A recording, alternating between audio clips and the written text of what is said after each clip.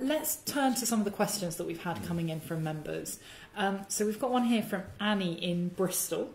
And she says, digging into these reports, I recently read that a chaotic Brexit could damage house prices. A figure of 35% was mentioned by the Governor of the Bank of England. I was alarmed by this and want to ask, what's the real impact that we might see on house prices? If there is a significant drop in value, how long might the recovery period be? Well, I think as I was saying, I think the 35% is pretty much a worst case scenario. Like an extreme version of what could extreme happen. version. I find it difficult to believe. Equally, I think there is no doubt from all the reports that have been published that a chaotic no-deal Brexit would significantly damage the economy. We would be, there would be quite an economic shock, and people would feel, as a consequence, very insecure and worried.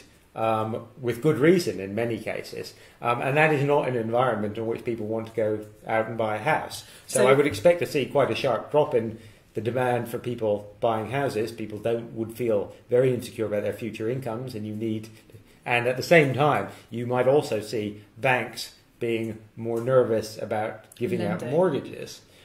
So you would see a drop. Is it going to be 35%? I can't tell you. I think that's definitely the pessimistic end.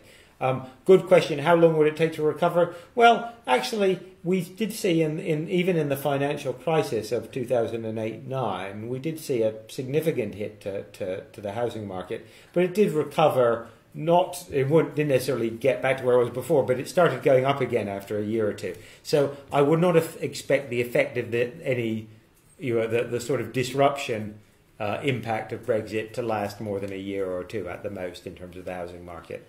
That's a really helpful clarification. So whereas some of the kind of news stories out in the news today are very much about what might happen in the future, house prices might be affected in the short term just because of the way in which people feel and the way in which they react to the news, rather than any kind of manifest change in the value. It's that the housing market can be a reflection of how safe and secure people feel.